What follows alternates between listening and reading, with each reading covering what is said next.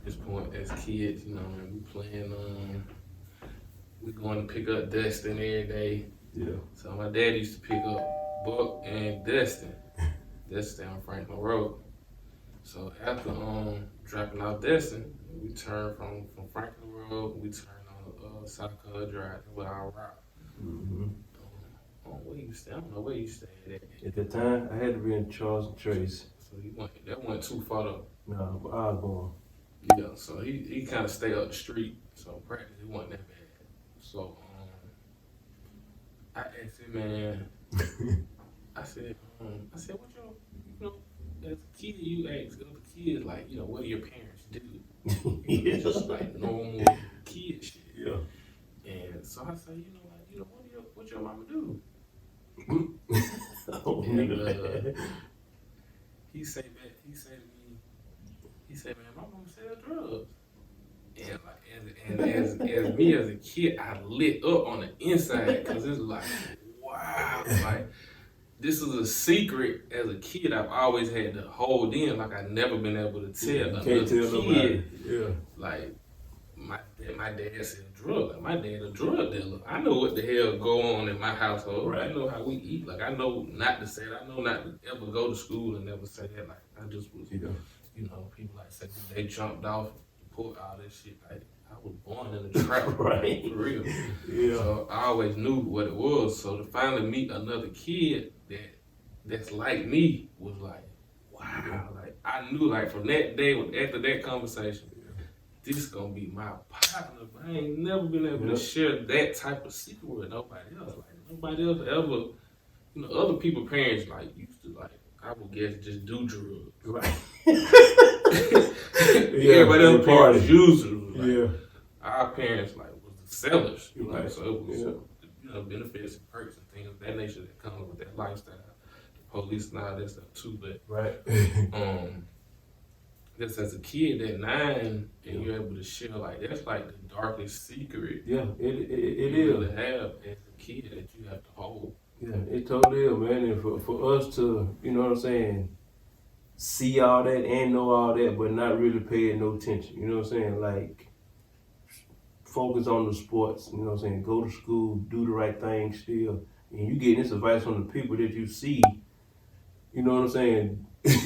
what we're talking about. You know what I'm saying? Yeah. So they ain't doing nothing wrong, but in the law they is. But then what they are doing is not pushing this off on us by no means. You know what I'm saying? Yeah. And they took care of us, man. You know what I'm saying? Our folks ain't never did wrong. You know what I'm saying? I can't look at it like that. No. Yeah, you know what I'm saying? I understand, but they ain't never did no wrong.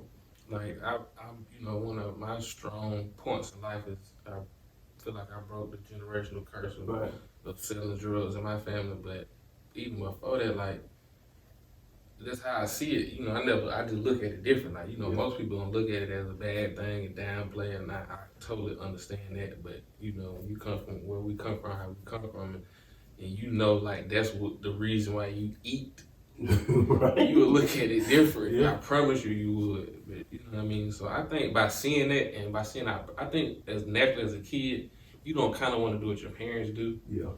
And it's like if your dad owned the store, you probably as a girl, you don't want to keep that going and working on the store. Like it might just look boring because that's what the parents do. So I think they kind of helped out. Like, so you know where we from, we had, you know, people started selling dope early, 13, 14, you be a dope boy, and they used to get all the fame and the clout. Like that's just to be honest. Like back then, they gonna get all the girls, they gonna get, you know what I mean. So for you to still have that type of whatever hood success people used to want, but yours was like, you know, you were killing that. You were God where we from. You know what I mean? In sports, like we always got the respect too. Like we got just as much and maybe more respect as the niggas that was in the street. Yeah, you know, like, you know, we always say, man, by the time you was 12 or 13, you was Marietta, you was in school, played sports or sold drugs. You know what I'm saying? Or you had a job. You know what I'm saying? One or the other. But you know, it was definitely some choices that had to be made. You know what I'm saying? We was on the right. We did right. You know what I'm saying? We made the right choice, man. You know what I'm saying? We ain't we wasn't pressed to have to do that, for one. You know what I'm saying? For two, we knew not to do it. You know what I'm saying? And when you involved in sports, there ain't no need for you to do it. You know what I'm saying? So it built us. You know what I'm saying? It built us early on. You know what I'm saying? Cause we could have easily. You know, I think we could have easily. You know what I'm saying? But I think just to sit back and look at it, like the temptations yeah. that we just like, nah, they ain't what we on. Like even looking back in the college time, and when we come home from college, and we, dang, bro, we kicking it in the real trap, bro. We in the real trap. We on Metropolitan in the trap, and we on deal. We really in the trap, but this our partner. We know him, so we good. But the environment and the things that we just went in realizing that we were putting ourselves in danger. You know what I said, but we were always blessed, cause we ain't never had no major, you know what I mean, no, excuse my French, no major fuck up. Yeah. And you know, the hardest thing is too, cause you know, I'm in the school system, you know what I'm saying, I'm parapro, and I coach football and track, and then I do want to try to reach out and talk to kids, but it's hard for me to sit here and tell a kid, hey man, you shouldn't be hanging on him because X, Y, and Z. You know what I'm saying? Cause my friends are them people, you know what I'm saying? So I don't like it go back to they ain't doing no wrong to me, you know what I'm saying? But it's like I do have to, I gotta show you, you know what I'm saying? I hate because sometimes people try to do that. People don't definitely try to do that with me, like how I shouldn't hang, like, you know, particularly with officers try to tell me I shouldn't hang with you, or an officer try to tell me I shouldn't be with Tori. Like these are real situations, and it's most so, it's them trying to make it seem like I'm just like, I don't like that. You know what I'm saying? I don't think it's about telling the kids who they should and shouldn't be around. Cause, you know, your partner's your partner. Right. I can't change who my partner is. They're my partner. Right. I think the big thing is letting them understand you got to know how to make the best decision for you. True. In every situation. Like whatever this is, whatever we about to go do, whatever we going to be doing, I got to know that this is going to be the best decision for me. And the outcome, whatever going to be, I'm good with that. I think the kids just got to understand and know that. Like, think about that before you going to do something dumb, and now you got to tell on your partner. Yeah. You should have thought about that before. Nah, bro, I ain't gonna do it. Could have made it easy for you. Nah, I play football. I ain't, you know what I mean? That's what used to keep me out of fights. Right. At school, especially when I switched schools, and we used to be having these little beefs with these folks. Yeah. They're like, bro, I can't. You got it. I used to always let it go. Cause like, bro, I know I got something to live for outside of this school. I can't be fighting you. I'm trying to go to school and play ball. Right. You know what I mean? I slipped up at the end, but you know, we learned from that. Yeah, man. It's just the way you do it. So it's a blessing the way, you know, at this point, still going, and I always had a good, clear brand. Your name, ain't no negative, ain't that you can Google that's negative on your brand, Derrick Tinsley Jr., however you want to spin it. But if it's you, it's a clean brand. Yeah. You know what I'm saying? Even during the coronavirus, you still clean it. Yeah, man, I'm trying to stay clean, man. You know, I have always tried to always do the right thing, you know what I'm saying? And I never tried to do nobody no wrong. I think my intentions have always been right, you know what I'm saying? If anything, I just don't say much, so it's like somebody can think anything, you know what I'm saying? Right. But, you know, I'm totally blessed, man, that I'm still who I am, you know what I'm saying? You know what I'm saying? And I'm still with y'all, you know what I'm saying? And definitely in this day and time, and it's like over the last couple of weeks, I don't realize who my friends are, but who my friends are, who my brothers is, you know what I'm saying? Right.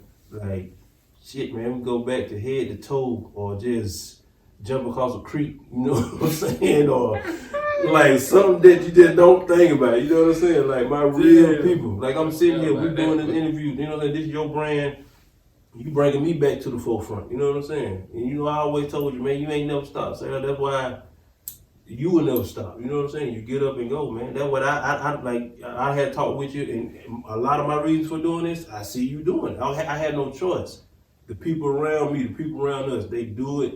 It rubs off, man. You know what I'm saying? And over the years, I have definitely done learn from you, Tan, Brian, Big Boy, Tone, Cone, you know what I'm saying? Everybody, Chris, y'all are, you know how we talk about the transition. My transition wasn't clean, but when I did, it's every bit of one of y'all that why I do a whole lot. You know what I'm saying? On top of my kids and all that, y'all my example. Y'all on the up and up, straighten up, 100, 1,000. I'm never worried when I'm around y'all. You know what I'm saying? There's other folks around here that you just don't know about, bruh. But y'all tell me what to do. I'm doing. You know what I'm saying? That's how I grew. Like, if you got friends, people say friends. Like, as growing up and getting older, I realized like that relationship that we got. That's so. But we so blessed to have that. Because people really don't got friends. Like, it's 8 of us. Like, we've been partners for real. You might as well say 30 years. You know, we ain't never had like no problem, no beef, no nothing. Ain't nobody never did nothing sucker. Ain't nobody, you know what I mean? We don't have some, we men, so sometimes we don't fight. That's just couple. That's just what it is. But even after that, like, we might fight. We gonna dap it out right after we might need to just get it off our chest real quick. But it's been a blessing, man. And, you know, I'm thankful that, you know, I'm able to be an example to my partners. That's all I want. If I can't be an example to y'all, you know, if anybody else get it outside the world, that's cool. But I'm trying to, you know, start with my partners and my family. Us first, you know, correct in the locker room first before we go out and trying to, you know, show the world the rest of these plays we trying to cook up. So, you know, I've just been thankful. You know, we've been able to practice and we still practicing life. You know, we used to practice football every day. The same way. I still wear 2 pair of socks every day. Good old pigskin, man. Football, boy, look, man, it's done became way bigger than what it has been. Football is you know, like we can talk about like football back in the 90s and stuff, but football right now, Georgia 7A football, particularly because that's what I'm associated with. It's creme de la creme, man. You can pick any team and you can go play any state, anywhere, and feel confident. You know what I'm saying? Mm-hmm. You know, I mean, at every level, you know what I'm saying? You want to try to play the best teams. You know what I'm saying? Here recently, our school, Marietta, has been on that national level. You know what I'm saying? Yeah, we can speak on that. You know, we've been on that level, man. You know, it's been a long time. Our father was state champion Marietta High 1967, and we went on the drought. Yeah. Until 52 years. 2019, Marietta High state champs, running back coach Derrick Tinsley on the staff, and these boys brought home the state champ. Yeah. You know, no disrespect to Altoona, they was the only other Cobb County school that's won a football state championship. And Harrison also won it this year, the same year. But until this, like, you know, this is a major. Like, we talking about the Mariettas, the Wheelers, the McKeechans, the Hill, like the big schools. Not saying Antoine's a big school, but the big schools, if we could look at it like that, to win the state was major with 2 losses. 2 losses, yep. We finished the season with 2 losses.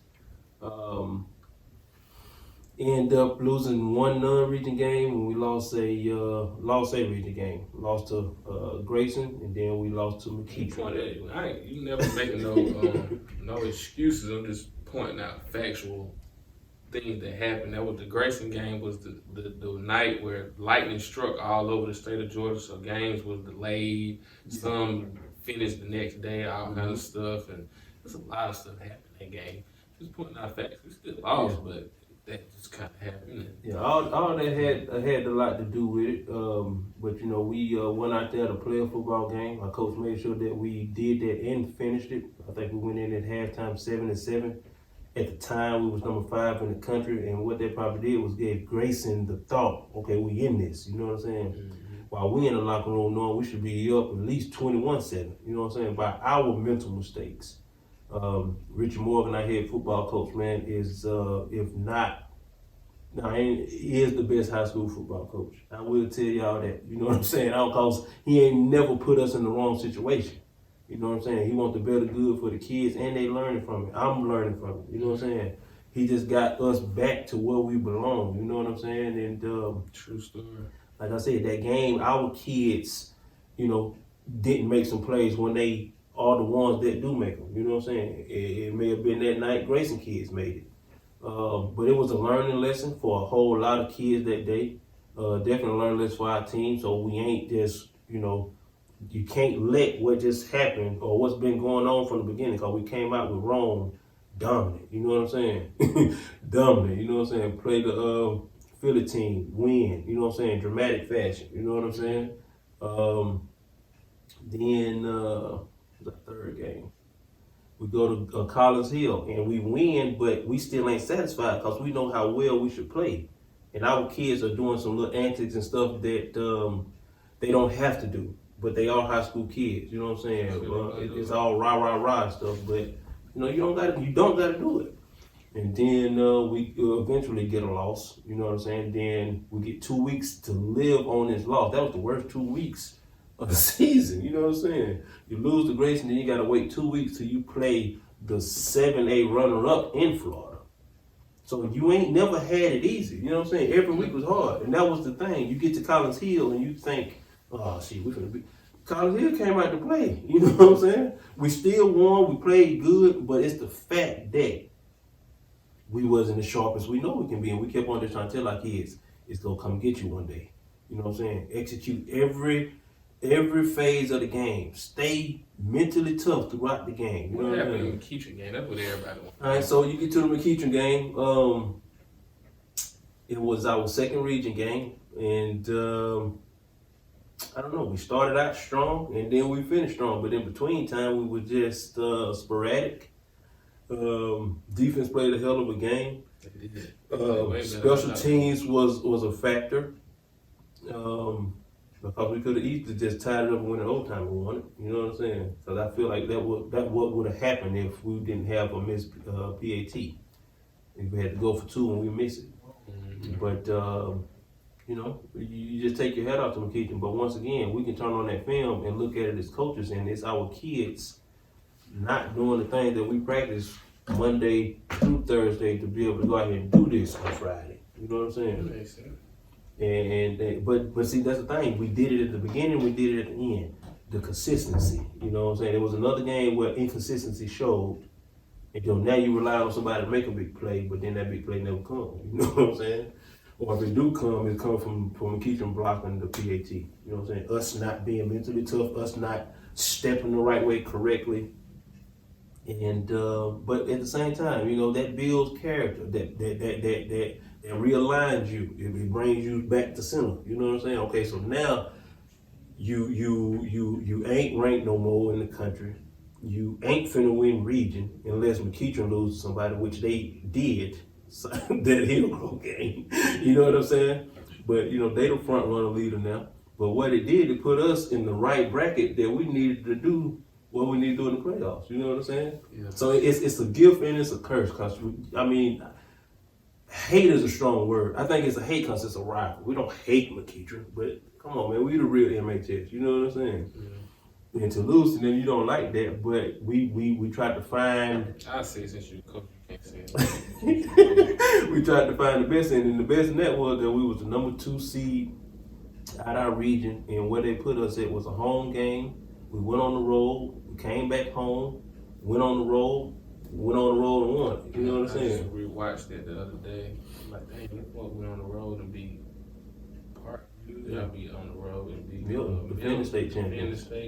Then I ain't gonna say it was neutral because we more so North Georgia than Lowndes, but I mean they had a major turnout and we definitely did too. Yeah, they Lowndes though. Right, you know what I'm saying? They whole town go come. You know what I'm saying? They shut down. That was a good crowd both sides. Yeah, but and then to be able to should have blew them out though. Yeah, we should have. Should have beat them really bad. Yeah, and then to be able to go out to Vegas, you know what I'm saying? So we end up 14-2. Yeah. And I think that game really showed like how Harrison didn't play the second half. Like, most games should have been like that. It could have been like y'all. They just that showed them like if y'all would have just clicked for real, this is what every game would have been like. And y'all played against another dominant team. Even though the score looked like that, just by the pure talent of all them Division I players that team had, I know it was a really off night. That had to be the best team that y'all played. Y'all just was that good to make them look that bad. And they got the next year #1 player in the country on that team. Yeah. He looked like he was out there, but the score don't show it. Yeah, the score don't show it. He was definitely doing his thing. We kept our eyes on him, watching him. Not had the double teaming, but they didn't blitz nobody. Then you had the running back assist and help with him. Number 33, so they had him at slot receiver, playing slot receiver. But that game was a total display of how good we were, and it identified every kid and their strength, man. You seen our young Tyler Hughes, who will be is in line to be our quarterback next year. You know what I'm saying? He's getting the keys. Throw the first touchdown, then come back in, have great drives, throw another touchdown. You see Eric, you see Ty, you see Ricky, Kamani, Harrison. You know what I'm saying? Tyler played with them, you know what I'm saying? So we ain't gonna see no difference. So when Tyler get up there, we gonna expect the same thing, you know what I'm saying? If anything, the expectation gonna be even higher for Tyler. What we expect, you know what I'm saying? Harrison did it from a young age. Tyler's been there since he was a freshman, and he know what's going on, How does it feel to be a part of? Cause I mean, again, you're in it, so I don't really think you're seeing it and understanding. Like, y'all brought a state championship back to Marietta. Like, how was that? Being a part of it. It's a surreal feeling, man. At the same time, it's the best feeling because 52 years. I think my history of Marietta football starts around 1988 present. 90 or present, you know what I'm saying? And between them times, you had teams that should have won state. I done probably been on a team that should have won state, particularly my senior year and my freshman year. I don't know about that. If I'm there senior year, y'all win. I ain't tell y'all ain't that good. I'm just playing. I got you. I played Northside. They was way better than y'all. I got you. I still though, I could have. They coaches was not just the tech. Everybody like talent, but the coaches, they coach. You could tell they was so coached up. Like, they'll beat y'all. They could have. But those particular 2 years, though, you know what I'm saying? We could have won state. 04, 05, they back-to-back region champions. You know what I'm saying? Anytime you win a region, you got a chance to go win 5 more games. And then, but to do it now. Like I said, it's hard for me to express, man, because it's joyful. You know what I'm saying? It's joyful because of what we've been through from 2016 to 2019. You know what I'm saying? What we've been through. I honestly feel like we should have been one state. You know what I'm saying? 16, we had some seniors who wasn't really. I would say used to winning just because of record-wise. You know what I'm saying? Good players, but wasn't used to winning. Then in 17, we go to the quarterfinal. You know what I'm saying? We lose to the eventual state champions. And then we had some issues go on at the school. So our 2018 year, you can say, this is void. Yeah, injury, lack of missing players. Or whatever, you know what I'm saying? Still, we take on a national schedule. You know what I'm saying? We put ourselves at the forefront because to get good, you got to play good competition. And from now, man, it took off.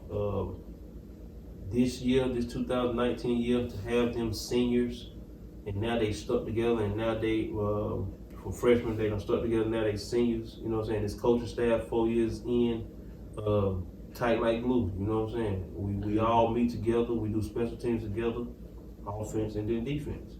And we harp, you know what I'm saying, on the small things, you know what I'm saying, over and over. So how was it we had this conversation before off camera, to see who we feel like is the best player to ever come through Marietta?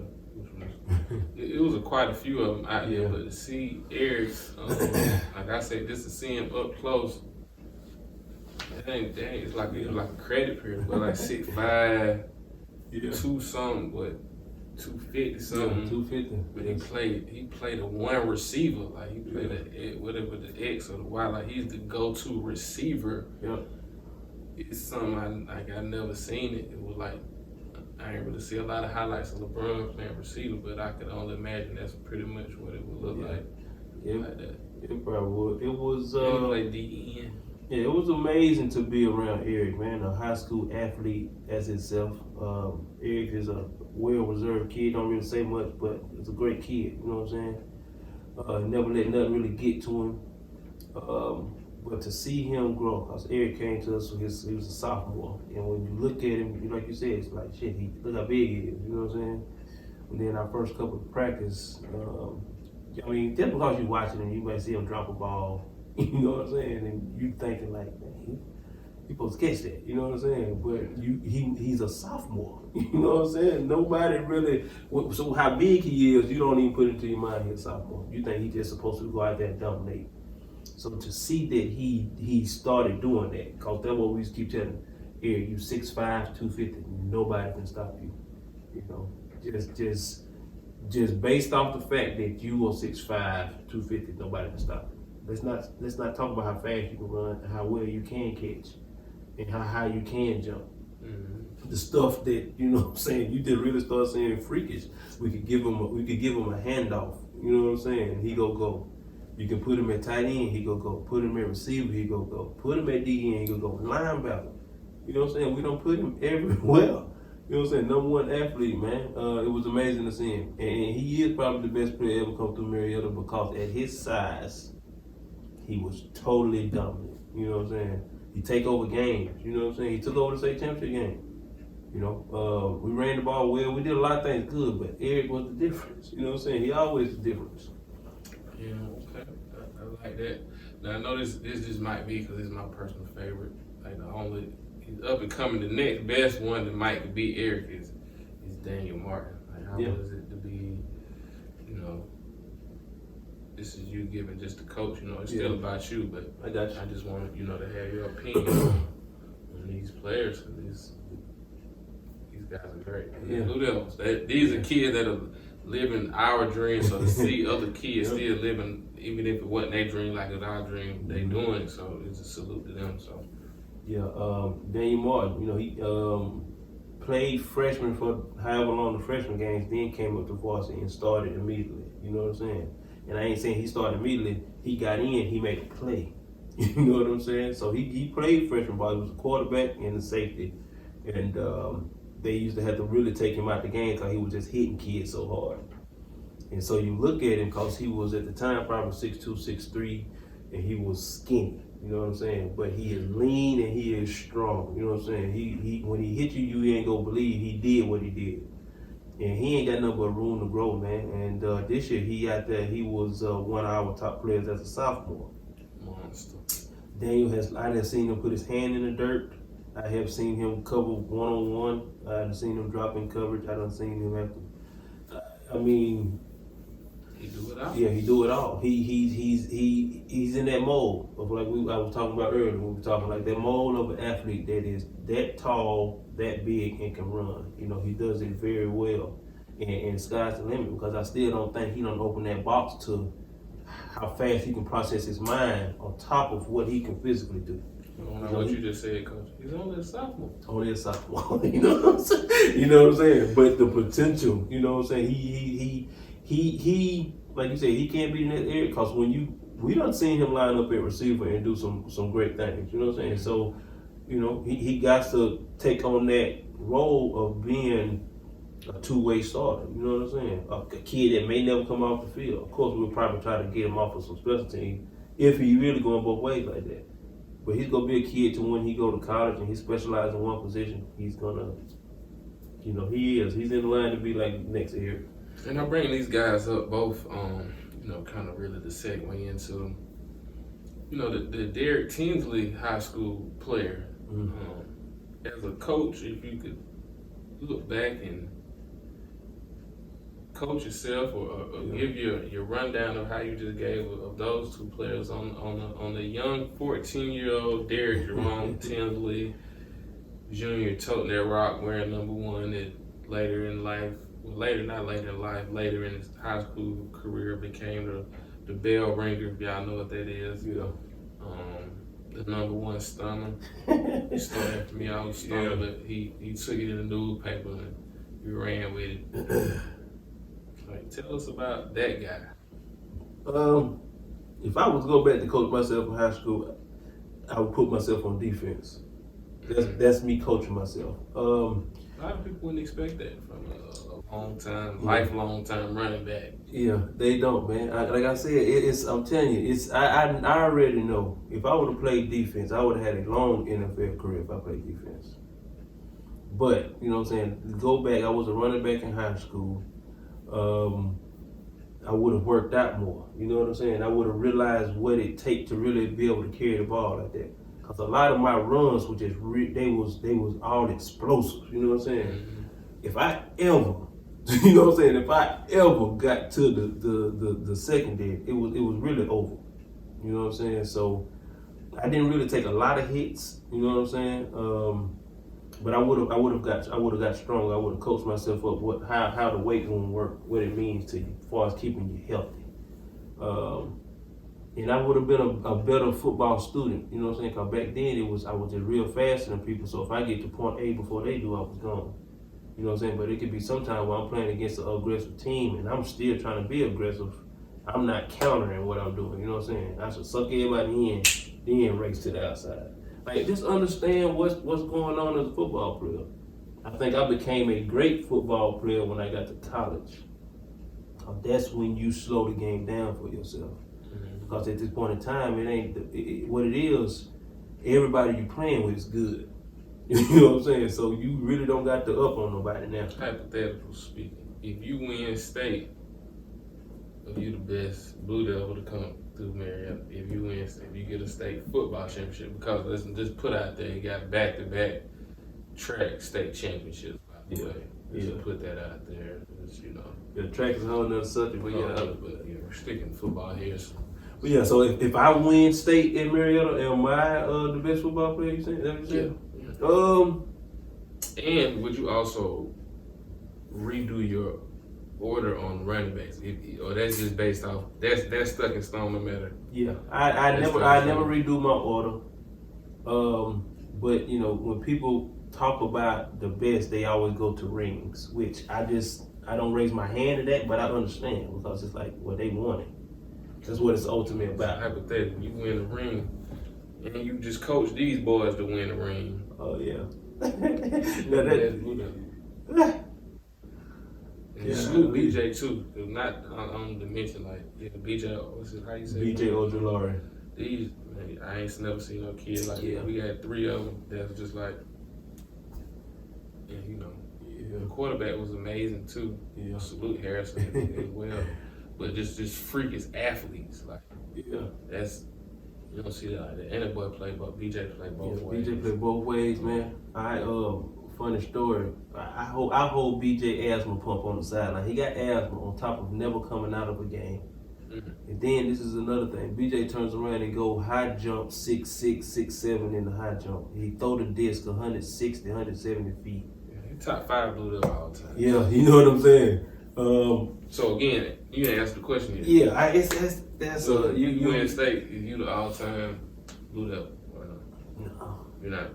It's still Eric. Yeah. It's Eric, BJ. When we did this list, I think we did Eric first, BJ second. Yeah. I don't know who. But see, this is the thing. I know some old heads gonna be, oh no, it's such and such and such. And listen, man, these boys won state championship. This is another player that was dominant. Josh Cooper was dominant. Josh played both ways. And the fact that that's another Marietta thing. Most Marietta players really didn't play both ways. Yeah. Like, at that time, you're right. If you to play both ways is like unheard of. Like he played varsity as a freshman, is unheard of. So Josh Cooper was rare play both ways, which is why he's in the Hall of Fame, same class as you. Yep. Josh Cooper's rare. Like Josh Cooper is the only one that's even kind of close to what these boys is, but he was super athletic. But this boy his agility is charts. But this is crazy. Yeah. See, like Eric will go play basketball. He'll probably play out on the perimeter. So Cooper play basketball. He up under the rim. But they both 6'6", 6'5". Yeah, and can move. But the way he moves is totally it's unparalleled. Yeah, that's a tough question, man. The best Blue Devil. I mean, I know these boys don't won state. I know Buster didn't won state. I know Friday was good. Mill was good. It's you got Zaya, cause he really was the biggest thing. He was the biggest thing up until Harrison, quarterback wise. He was like the biggest thing. I mean, we had Jennings. You know what I'm saying? He had real national notoriety at a point in time. But Eric Zaya was the #1 USA Today high school player. You know what I'm saying? Dexter Wood. We can remember watching Dexter Wood walk up and down his sideline, man. You know what I'm saying? And he went over and built a powerhouse at Buford. I'm going LeBron. So that's another thing. I'm going LeBron Mitchell. But Blue Devil? I'm going LeBron. Most winners Blue Devil, totally. Bron played the golden era of Marietta football. Yeah. And he did it young. With the move in the side. Yeah, you know what I'm saying? Like I had a conversation with Bron down in the meeting room because we talked about when they used to wear them ponies back in the day. The all black cleats. You remember they had all black cleats? Like as a little kid, I can remember watching these. You know what I'm saying? Like, damn, he got the ponies on. You know what I'm saying? Like I was looking at that little bit of stuff, man. You know what I'm saying? And couldn't wait to get out there to make a play. You know what I'm saying? Just used to look so clean, not so smooth. I think he might have had the white towel, in the front of the back and just. And then this is another thing too, like just growing up. I'm probably getting off subject, but when you go watch a Marietta football game on a Friday night and you turn around and you were Kennesaw General that Saturday, you trying to emulate what you seen out there tonight. Come on, man. Hey, look. That was 75% of the reason we going crazy. I'm a Kennesaw General.